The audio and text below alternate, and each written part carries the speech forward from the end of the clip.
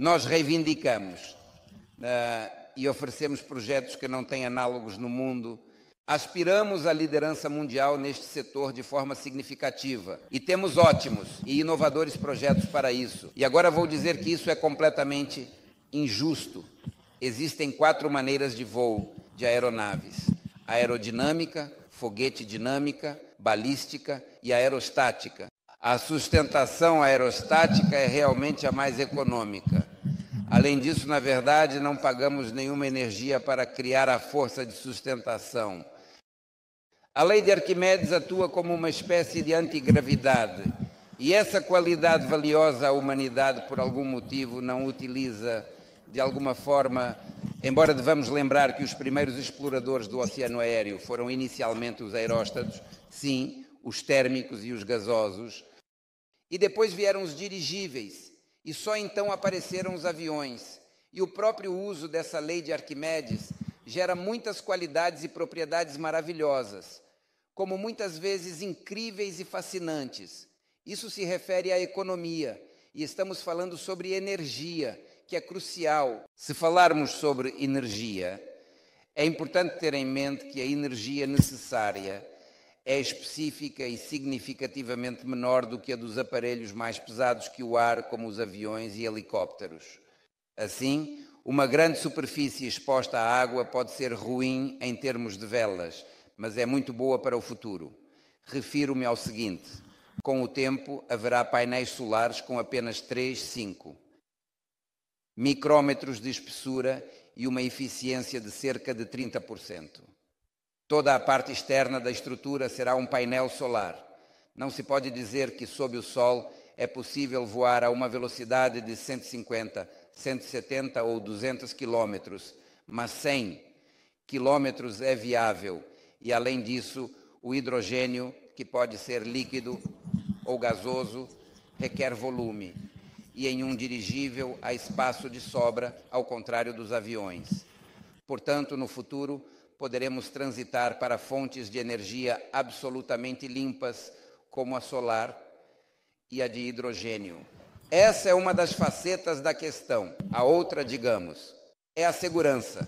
A aplicação da força de sustentação aerostática, cujo centro de aplicação dessa força de sustentação está acima do centro de massa, e o aparelho se torna estaticamente estável em velocidades médias, em baixas ou próximas de zero, e temos um efeito no antigravidade. Não podemos entrar em um mergulho, todos os motores falharam completamente, o sistema de controle está fora de operação. Não há um perigo especial para os dirigíveis. Muitos de vocês provavelmente têm um certo receio de voar, talvez em aviões, não é? No dirigível será possível fazer isso, mas com que conforto? De maneira extremamente confortável. Em vários projetos vamos oferecer, por exemplo, aqui será dito separadamente, digamos, um aparelho de 2 andares, onde o segundo andar será uma opção de cabine para 2 ou 4 pessoas, com uma sala de cinema e uma pista de dança. No geral, não é apenas um voo, é viagem a baixa altitude, com a possibilidade de sair para uma plataforma aberta. Estamos voando bem baixinho, quase tocando o chão em direção à área aberta. Mais uma vez digo, isso não é um voo, é uma viagem emocionante. E, de modo geral, aqui é possível mudar a paradigma na logística de transporte em relação aos aparelhos de transporte. As leis e regularidades que atuam ao usar a força de sustentação de Arquimedes diferem daquelas aplicadas em aparelhos mais pesados. Existe uma regularidade cubo-quadrado. No quadrado, a força de sustentação cresce com a área da asa, enquanto no cubo, a massa, infelizmente, a humanidade tem dificuldade em criar aviões e, especialmente, helicópteros de super alta capacidade de carga. Para os dirigíveis não existem esses problemas. Aqui está o cubo-cubo e até mesmo o cubo na 4ª potência. Essas questões eu pesquisei bastante em minha dissertação de doutorado e depois expus neste livro monografia sobre dirigíveis, onde foi desenvolvido um complexo de software para avaliação técnica e econômica dos dirigíveis de nova geração, com base na análise estrutural e paramétrica e na síntese de dirigíveis como sistemas técnicos complexos, consistindo em sistemas técnicos complexos. E aqui há uma enorme oportunidade. Eu vi pelo menos aproximadamente aparelhos com volume de até aproximadamente 5 milhões de metros cúbicos e 3.000 toneladas de carga. Então é necessário construir agora já esses aparelhos. Pode ser que não, mas 400 toneladas estão sendo consideradas, por exemplo, para a Rosatom, para construir usinas nucleares com uma tecnologia completamente diferente. Ou há uma solicitação do Cosmos para transportar foguetes de Podmoscóvia, de Samara, de outros lugares, como por exemplo de outras regiões. Você sabe que estamos lançando o polígono oriental e a operação de resgate agora será feita não através do mar de Okhotsk e do oceano, mas através do Oceano Ártico, pelo Polo Norte, onde, por assim dizer, não há nada em termos de operação de resgate. Ela será realizada com a ajuda de quebra-gelos. É necessário resgatar a tripulação em até 6 horas se ocorrer uma situação de emergência. Alexander Nikolaevich, posso fazer um pequeno comentário? Estou me aprofundando demais. Não. Eu quero falar sobre o fato de que todos os projetos anteriores, e quando estávamos buscando os seguintes, inicialmente pensávamos que seriam iguais aos anteriores. E então isso aconteceu. A compreensão de que, na verdade, não temos apenas um engenheiro, mas sim muitos institutos de pesquisa científica, institutos setoriais e assim por diante, que na verdade seria melhor não levar apenas um, mas levar... E quando Alexander Nikolaevich fala sobre a Rosatom e assim por diante, isso não é alguma fantasia, e nem fantasias pessoais. Hoje vocês ouvirão, aqui estão académicos realmente atuantes, representantes de instituições, farão suas apresentações, vocês mesmos verão quem são. Uma cooperação muito ampla e séria, grosso modo, as melhores mentes do país se reunirão oficialmente e construirão dirigíveis. Então, tudo o que Alexander Nikolaevich diz é, na verdade, uma pequena parte das questões sérias que realmente vamos resolver. Foi assim que aconteceu. Posso continuar? Com certeza. Certo. Frequentemente fazem a pergunta sobre o que, na verdade, as coisas de Capelino são conhecidas, quais são suas conquistas conhecidas. Você sabe que voou jogando no Zeppelin, lá voei muito bem por 10 anos e já estava aquecido. Talvez alguém de vocês tenha estado em Apridereshafen. Lá, em tamanho natural, há um compartimento deste Hindenburg, cabines com vés de passeio e janelas que se abrem. E como a aeronave decolava, por exemplo, sim, ela decolava em silêncio, os motores não estavam ligados. Assim, em alemão, significa Abschiednehmen, acenavam. Com essa mão, as damas em vestidos longos, e após 300 metros, apenas ganhando altitude, ligavam os motores e partiam para o voo. E quando eu me lembro, conversei com um piloto americano, já de idade avançada, em uma conferência, eu perguntei, e como foi com o Hindenburg? Ele estava na equipe. E ele disse, o principal para mim, eu era responsável pelos lemes. Sim, pelo nível horizontal, porque tínhamos uma equipe que não poderia ter mais de 2 graus de inclinação, para que as damas em vestidos longos não derramassem o caro vinho, para não estragar seu traje. Eram homens de verdade, homens verdadeiros que resolviam problemas de verdade, problemas reais, e tudo isso era realmente muito bonito. Devemos voltar a isso, mas em um nível técnico completamente moderno e com possibilidades mais interessantes, quais, de forma geral, são os requisitos ou possibilidades em termos de relação aos dirigíveis de nova geração e especificações técnicas que devem ser implementados. Eu expus isso aqui em um artigo que saiu recentemente publicado nos trabalhos da nossa Academia de Ciências da Aviação e Aerostática. Vou chamá-los, claro, a construção deve ser substancialmente modernizada, estamos trabalhando nisso.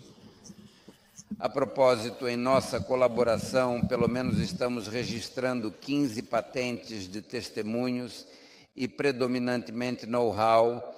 Acreditamos que é melhor manter nossos segredos comerciais e técnicos em modo de know-how, de forma confidencial e protegidos. 15 revolucionários, eu diria realmente, fundamentalmente novos e absolutamente, completamente novos. Eles se referem tanto à construção quanto à montagem geral. e detalhada das aeronaves de maneira geral. Isso foi decidido de maneira muito insalubre no Zeppelin em seu tempo, de forma mais detalhada e minuciosa. Esse é, sem dúvida, o ponto fraco número 1 dos dirigíveis. A operação em solo e próxima à terra. E temos uma solução. Bem, somos obrigados a considerar ventos de furacão, de modo que a estação, se houver uma estação de dirigíveis, embora isso possa acontecer, também durante o voo será no mastro de atracação e devemos manter o vento a 35,6 de acordo com as normas internacionais de aeronavegabilidade para dirigíveis, embora em sua maioria estejamos prevendo que o embarque será feito por uma única pessoa. Isso é muito simpático. E o mais interessante é que nosso embarque será em uma pequena plataforma terrestre, ou digamos, em um telhado de um hotel 5 estrelas no centro da cidade. Aterrissamos, desembarcamos os passageiros e decolamos. Ou seja, voar do centro da cidade para o centro da cidade. Sim, esses aparelhos de passageiros terão talvez um alcance de até 2, no máximo 3.000. Não pretendemos realizar voos intercontinentais. Embora eu tenha um projeto chamado Sonho Azul no meu arquivo de trabalho, ou melhor, no meu arsenal, e talvez graças a este projeto eu continue trabalhando o tempo todo com dirigíveis. É um hotel voador de 5 estrelas com 7 andares, equipado com um solário luxuoso e para voar ao redor do globo. E na versão de transporte isso é 200 toneladas. Transporte de contêineres, diversos outros de grande porte e pesados, que podemos e iremos transportar pelo ar e descarregar, por assim dizer, do ar, de porta a porta, e assim a montagem construtiva de maneira muito eficiente e segura. A velocidade de operação terrestre e orbital deve ser, se para os dirigíveis era no máximo 130 km/h, aqui devemos alcançar uma velocidade em torno de 170 km/h, talvez uma velocidade de cruzeiro de 150 km/h, mas podemos levar os passageiros a 170 km/h e até 200 km/h. Se falarmos de um aparelho de 500 toneladas no futuro, podemos aumentar a velocidade para 250 km/h. Bem, o conforto dos turistas e passageiros simplesmente será inatingível em comparação com o que temos na aviação. Não vou entrar em outros, talvez, aspectos. Sobre energia, eu falei que é uma transição a longo prazo para a energia de hidrogênio. E para a energia solar... Alexandre Nikolaevich, posso comentar, enquanto ainda não avançamos muito, para que todos entendam? Aqui sobre o Hindenburg teremos lá as amarrações, manobras e assim por diante, algo que não está claro. Mas se estiver claro, o Hindenburg voou há 100 anos da Europa através do oceano para a América do Norte. Havia salões como este em que estamos agora, havia restaurantes, cabines, e tudo isso aconteceu há 100 anos. Imagine um carro 100 anos e um supercarro atual. Naquela época não havia telefones nem computadores. Trens, carroças. Se pegarmos esse antigo, de forma condicional, e a modernidade, os dirigíveis já permitiam se deslocar com muito conforto. E o que se pode fazer agora é, em geral, até mesmo difícil de imaginar. Assim, um pequeno comentário.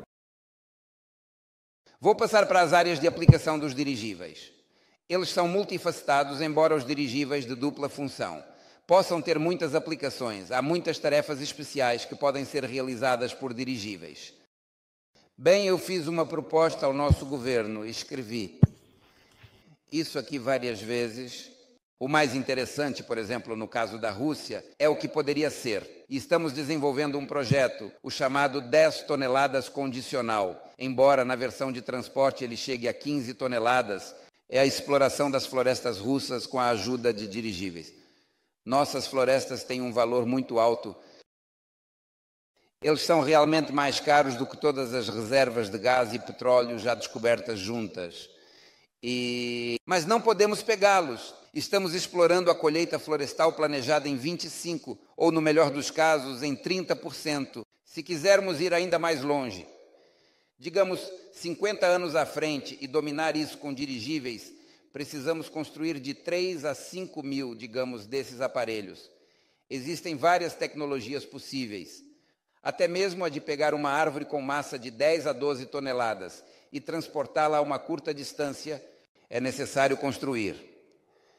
De 200 a 400 ecocidades na Sibéria e no Extremo Oriente. Ao mesmo tempo, começaremos a desenvolver a farmacêutica, uma vez que a química estará em grande abundância. Na minha estimativa, isso pode ser 300, 400 bilhões por ano, podendo chegar a esses números.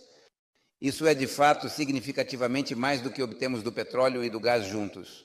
Mas as florestas, ao mesmo tempo, são ecológicas e limpas. Têm um ciclo de carbono zero e, o mais importante, ao contrário do petróleo e do gás, são renováveis. E como não podemos nem mesmo tocá-las, e essas florestas estão apenas conosco. Os brasileiros também têm florestas, mas elas têm uma estrutura diferente. As nossas são mais interessantes. E com árvores que são processadas.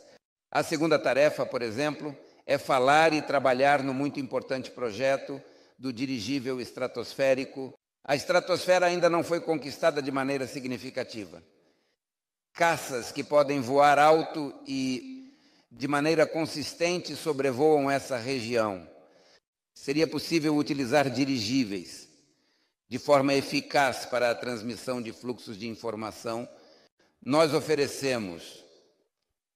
Este também é um aparelho complexo, com aproximadamente 170 metros de comprimento, operando a uma altitude de 12, 15 quilômetros, com um raio de cobertura de até 400 quilômetros. É necessário ter 100 dirigíveis, por exemplo, para que eles se comuniquem entre si, em linha de visão, visibilidade de rádio. E aqui, por favor, por gentileza, televisão, internet, o que mais, por favor? A comunicação móvel, o monitoramento ambiental, a proteção das fronteiras e, se desejado, é possível descer bem baixo, tudo isso com uma capacidade de resolução, que pode ser 1000 vezes melhor do que a dos satélites de comunicação, entende?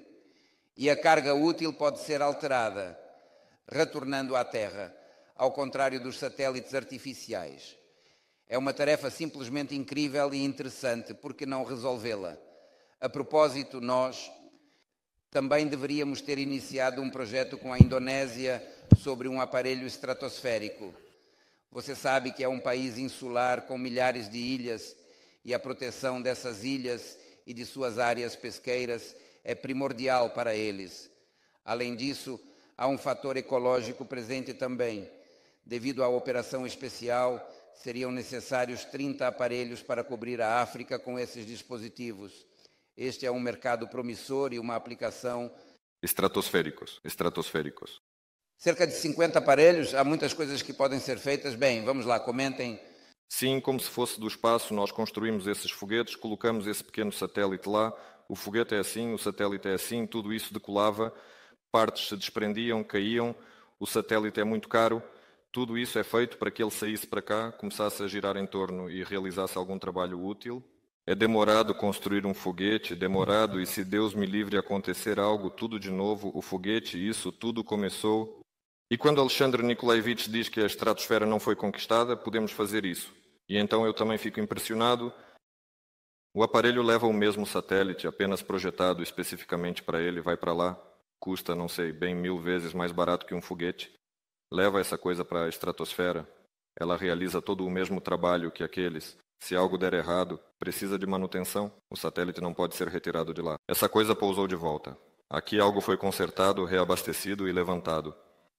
Isso é incrível. Pode-se, em geral, isso. Deslocar o Elon Musk. Bem, para a África ainda, de fato, na verdade. Para a África, tudo parece relevante. Claro que não apenas os estratosféricos, o turismo pode ser incrível, há transporte de passageiros, transporte de cargas, o mercado vai se desenvolver com 1 bilhão de habitantes na subida.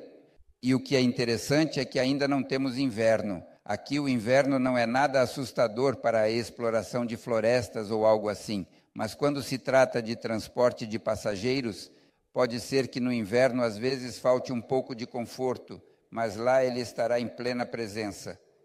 Eu disse que o transporte de passageiros é mais simples. Há uma infinidade de tarefas, sabe? Eu terminei o curso de helicópteros no Instituto de Aviação de Moscovo e o chefe era o Bratukin. Talvez alguém conheça a história dos helicópteros. E eles promoviam apenas os primeiros helicópteros. E qual foi a nossa reação? Nós só não éramos xingados. Com que palavras apenas? Ele diz, aqui não tem sim, aqui não tem. Então eu posso dizer que com a letra X nos chamavam de Hubschrauber, helicópteros, nesse sentido. E no final das contas ficou claro que 200 tarefas, mais de 200 tarefas, são resolvidas por helicópteros. E tudo isso graças ao fato de que podem decolar e pousar verticalmente. Os dirigíveis têm essa capacidade de decolar e pousar verticalmente. Haverá muitas tarefas. Mas, ao mesmo tempo, eles são mais baratos em termos de custo do que os helicópteros. Podem voar muito mais longe do que um helicóptero, transportar muito mais do que um helicóptero e gastar menos combustível do que um helicóptero. Ou seja, a economia é melhor. A segurança em geral. Adiciono especificamente que, quanto maior for o dirigível, maior será sua eficiência econômica, pois existe uma relação inversamente proporcional. É quando vamos apresentar o projeto principal, grosso modo, de um dirigível de 10 toneladas, 10 desse tipo, e 15 toneladas para a exploração de florestas. Não apenas isso, há muitos outros, tanto em estilo de expedição quanto em estilo velo. Os trabalhadores do setor de petróleo e gás, muitos deles, voam de helicóptero e o dirigível será pelo menos 5 vezes mais econômico para realizar a tarefa. E o próximo aparelho, que tem 40 toneladas, ou a versão para passageiros, será já 10 vezes mais econômico do que o helicóptero. Sim, essa é a principal questão, para quem eles são necessários e quais tarefas eles irão desempenhar.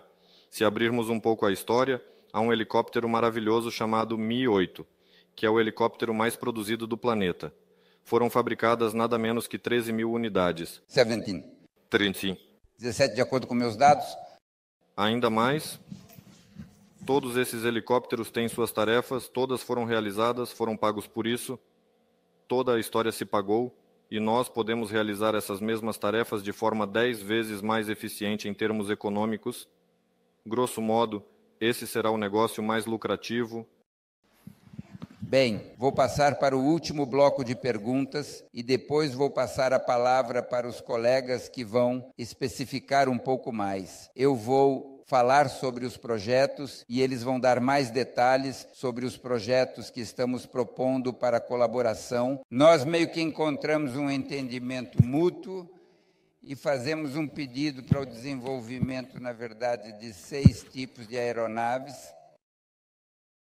Nesse sentido, vamos construir dirigíveis drone inicialmente com 2 hangares, uma base científico-produtiva com o nome sonoro de Aurus. Aliás, os principais parceiros com quem iremos contatar para a cooperação incluem o Instituto de Aviação de Moscovo. A mãe do meu vice-chefe do projeto experimental de construção de aeronaves está presente aqui e talvez diga algumas palavras. Eles trabalharam com dirigíveis e também construíram aviões e vamos utilizar amplamente essa experiência. Também estaremos envolvidos no processo de certificação e aqui está o professor Gromontes, especialista em aerodinâmica e dinâmica. Estamos atraindo amplamente o Instituto de Aviação de Moscovo. A segunda organização séria que vamos atrair é o NAMI. Este é o nosso Instituto Nacional de Engenharia Automotiva, em particular, que desenvolveu esta linha de automóveis Aurus. Você provavelmente sabe, não é? Este é o carro presidencial. Nós vamos usar o motor da base de produção deles. Eles estão prontos. Este é o modelo Aurus. E este é o ouro da Rússia. Temos ideias interessantes, como fazer a carroceria dourada, mas esses são segredos que provavelmente não vamos revelar por enquanto. Nos nossos planos, vamos usar rapidamente o motor de 600 cavalos que foi feito para o nosso limusine presidencial. Um motor maravilhoso, embora eles tenham utilizado tecnologias italianas de forma bastante ampla. A eficiência de peso e a eficiência de combustível são boas. Além disso, Eles estão dispostos a desenvolver um motor de grande diâmetro. Estamos incorporando esse motor na linha dos nossos veículos de transporte. A transmissão será feita. E acho que podemos oferecer a marca Aurus para um veículo presidencial de 10 toneladas e um de 20 toneladas com cabine, e é improvável que eles recusem isso. Também temos cooperação com outras empresas sérias. Do setor aeroespacial, como a Gosnias, no que diz respeito à avionição, temos uma colaboração significativa com eles, assim como com a TSAM. Na parte de motores, já que vamos usar motores elétricos como auxiliares, motores elétricos de válvula e várias outras empresas. Portanto, está prevista uma ampla cooperação entre as empresas aeroespaciais. Então, a pequena embarcação é o começo. Vamos nos esforçar para iniciar o quanto antes, ao mesmo tempo que tentaremos fazer uma demonstração funcional do telhado deste hangar, mostrando a perspectiva de que vamos voar, pelo menos com aviões dirigíveis de centro a centro da cidade. Alexander Nikolaevich, você pode comentar sobre a ampla cooperação? Ao contrário dos projetos anteriores, quando tínhamos uma ideia, desenvolvimentos e assim por diante, precisávamos construir uma certa infraestrutura, ou seja, construir fábricas, inventar tecnologias, e só então começava a produção do produto. Atualmente já existem ramos setoriais responsáveis pela produção do produto, e aqui não vamos esperar muito por algo. Após o início do projeto, começamos imediatamente o desenvolvimento, a produção de peças, a modelagem e assim por diante. Ou seja, essa é uma diferença fundamental.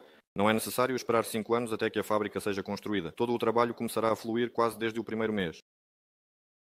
Então, o segundo e o terceiro projeto são condicionalmente para uma carga de 10 toneladas. E é nisso que estamos contando para a exploração das florestas. Mas ele é muito, muito direcionado na versão de carga e passageiros, pode transportar até 70 passageiros. Não é um voo agitado de helicóptero, mas de forma confortável, primeira classe e classe executiva e uma enorme panorâmica.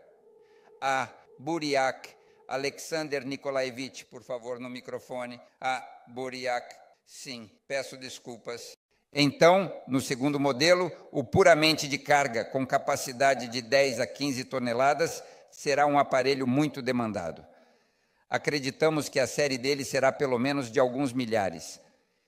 Em seguida, começamos todos os projetos, em diferentes graus de profundidade de desenvolvimento, mas agora vamos conduzir os aparelhos de forma paralela, com ritmos diferentes. Em seguida, isso é de 20 a 40 toneladas. A versão para passageiros é uma gôndola de 2 andares, com uma opção de cabine. O segundo andar com saída para uma plataforma aberta. E teremos um pequeno elevador lá. O primeiro é um cinema no segundo andar com uma tela grande para que se possa assistir a filmes durante o voo e passar o tempo. Eu mencionei o bar, a pista de dança, o piano, tudo isso estamos prevendo. No modelo de carga, podemos transportar de 20 a 40 toneladas. Não vou entrar nos detalhes como resolver problemas de lastro até 40 toneladas, mas isso é sério. Eu devo dizer que o helicóptero é muito procurado. Discutimos se eram 13 ou 17 mil. O helicóptero mais comum do mundo, o Mi-8 e suas modificações, são 17 mil unidades. A média é de 300 aparelhos produzidos por ano. E nós estamos reivindicando que este aparelho de 10 toneladas, que sim, levantará 2,5 vezes, 6 vezes mais, sendo 5 vezes mais econômico, de 3 a 5 vezes mais econômico, dependendo das tarefas a serem realizadas. Imagine qual pode ser o volume de produção dessas aeronaves de produção. E assim dissemos que 2 são para passageiros, com capacidade de carga de até 40 toneladas, e em seguida temos o estratosférico, que é como o 6º projeto. Já mencionei que a altura que almejamos consideramos razoável, é de 12 a 15 quilômetros. Isso está acima do nível dos nossos aviões de passageiros que estão atualmente voando comercial e, bem, não precisamos subir muito, pois isso custa caro. Portanto, temos 6 projetos de dirigíveis e, além disso, planejamos construir 4 grandes hangares, além de um, e tentar nos aventurar na produção em série de até 100 aeronaves por ano. Esses são, em princípio, nossos planos. Mais detalhes sobre todos os planos, e-mails e quantidades virão um pouco mais tarde. Agora vamos continuar conhecendo a equipe. Sim, vamos falar com Zubkevich sobre os detalhes importantes que precisamos discutir e esclarecer para o nosso próximo projeto. Eu passo a palavra para Vadim Zubkevich. Sim, ele será o vice-chefe do projeto, meu principal assistente no que diz respeito ao aspecto comercial que estamos propondo para o aparelho, que chamamos provisoriamente de 10, 15 toneladas. A pessoa que já foi o principal projetista de vários dirigíveis, incluindo o 300, quem conhece a história do Augur, sabe do que se trata. Aqui está um drone. Ele também foi o principal projetista